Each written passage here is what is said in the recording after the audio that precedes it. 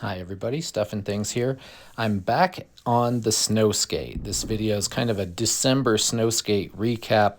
I've been having a lot of fun getting back at it. This first session I just kind of played on the rail just to get some basics back and to kind of remember what a snowskate feels like and how it's a little different than a skateboard and a little different than a snowboard.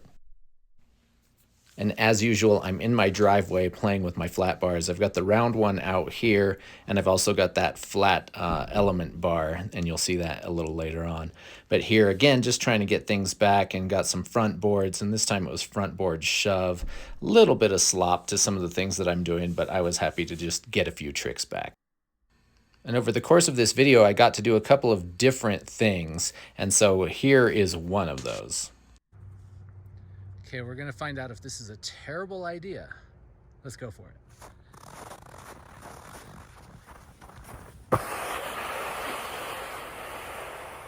I have to go faster, but that might actually work.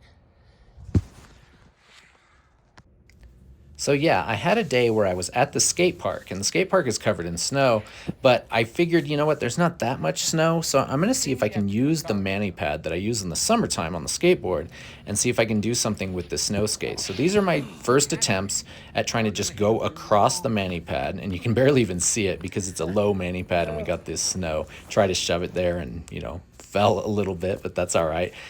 I have to run and jump on the board. Finally got to shove it there, even though it has no pop, but I'm okay with it.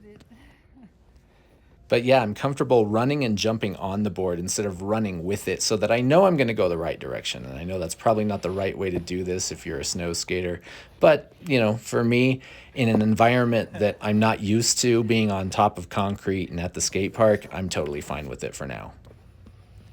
So at first it was just, can I get across this thing? And then I got the speed down, so then it was try some stuff like some shove-its. I had a decent ollie there. And then I started going for bigger things. No! Oh, I can do it.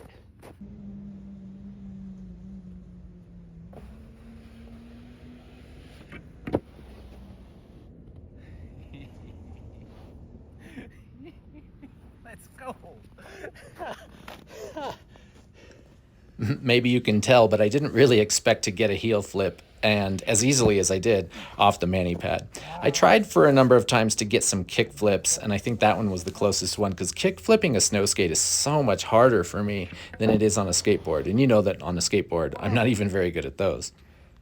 And that last one was really weird, like both feet kind of came off for a minute. I don't even know what happened, but I decided to keep it and see if it looked like anything like an ollie north, but no, it wasn't. And so now I decided, okay, wait, I'm gonna ollie up onto the mani pad because it's really short. I know I can ollie this on a snow skate. So I'm having to start way farther back and run up into it and see if I can ollie up onto the mani pad and get all the way across. Getting the speed is tough. On this day, I did a whole lot of running, basically. I had to run really fast for me onto the board and then to try to get on the mani pad and keep that speed so that I could carry all the way across. The day after this, I was so sore because I don't run. I skate, but I don't run that much. And so this is so much more running than I ever do. And I was really, really sore. So then I could do the ollies. And then I was kind of like, well, it's a mani pad. And I've done this a whole bunch of times on my skateboard. Let's see if I can manual. And I've never tried to manual on a snow skate before. It's kind of a weird feeling. The balance point is kind of different than a skateboard. So at first I wasn't even coming close. I was still just doing some ollies. But I think it's this next one after I got to the end, I was kind of like, okay, I got to figure out where this balance point is as I barely roll off there. But then I was like, you know what, let's just stand and just kind of experiment. Let's see what this feels like. And just doing it stationary. And I was like, okay, that makes a little bit more sense. Let's see if I can actually do this during the real attempt. And it started to make a little more sense. I would still slap the board down and then go into manual. I would run out of speed too because it's hard to carry all that speed all the way across. At this point, I can tell you that I never actually did get exactly what I wanted. I got pretty close on a couple of them, but never really got that clean manual. But I would like to come back and work on this. That was where I learned that, yes, you can lean too far back. I didn't know that, but now I know. And I found it really difficult not only to keep my balance and stay in a manual, but also to keep going straight. The board wanted to kind of slip sideways, or I was turning it or doing something weird. There were a number of times where I ended up in the orange blocks over there and in that snow instead of actually going off the end. That was one of my closer tries. I was almost there.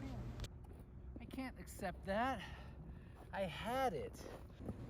And of course, when I get close like that, it fuels me to try a whole bunch more, even though I should have probably quit a while ago. Like I said, I probably overdid it this day and made myself really sore. That was one of the ones where I ended up over in the blocks and couldn't go straight. And I tried to adjust my lines, but never quite got it to click. Why do I turn? All right, let's go to a different session and a different snow skate altogether. I'm at Copper Mountain on their little hiking park because it was kind of early in the season, but I'm on the bi-deck snow skate trying to land a shove it off of this rainbow box. And I did get it a couple of times, but then, of course, trying to get it on camera was a different story. My friend Larry went with me, and he's the one doing the filming. Thank you, Larry, for doing all this filming today. It was amazing, and it's awesome to have somebody actually film so I can try some stuff. And speaking of Larry, here he is at 63 years old, by the way. Larry is ripping on a snowboard for his age. It's so fun to hang out with him and still like be inspired to be like, okay, I can keep doing this for a long time because look at Larry. He's doing awesome. Then I got a little braver and I decided I wanted to try to board slide this little rail, but it does have a little bit of a gap between the snow and the rail itself. So I needed a little hint of an ollie, but doing a board slide on a bi-deck snow skate is so weird feeling. It's so foreign. It's different than a skateboard. It's different than a mono-deck snow skate. It took a good number of tries and some pretty good falls. But on this one, I finally committed to it and leaned forward enough because I kept slipping backwards. I do count that one, but I think I come back just to clean it up. Down here was another weird box thing that I decided to just do a 50-50 down. And then one more try to get a really good clean board slide.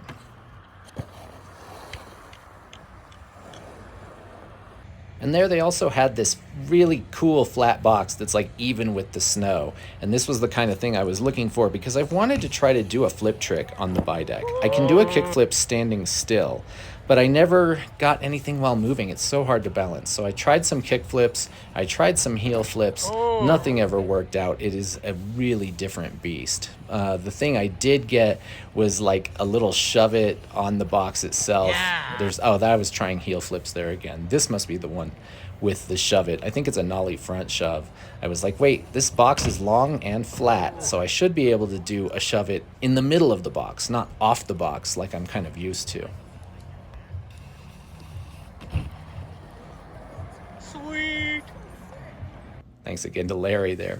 All right, we're back in the driveway. Now I've got two rails. I think I said that at the beginning. I've got a round bar and I've got that element flat bar that a lot of people have. And so today I put them together with a kink. I decided, wait, I've put them together end to end to try to do a really long slide, but what if I change the angle? And so on this day I was doing backside board slides so I can see where I'm going. And I got a couple of good ones, but it took a lot of tries. There's tons of tries you're not going to see here because to get the balance on this, I either fall over the rail or short of the rail, on the left side or the right side, and to stay in the middle of it was really tough. But I finally did get a couple of really good ones that I was happy with. And then if you've seen my snow skating before, you know I love to do some sort of board slide on my rails and then see what kind of variations I can do off. And here I think this is a 270 shove. Yep. And I was really happy with that one. That one's really clean. And for a bigger spin like that, I'm really happy with that one. Now we're set up for another day, and this time I'm coming at the rail from the other side going front board. And then I went front board with the double rail, the super long setup, and kind of got one to fakie. Didn't quite go off the end, but not too bad.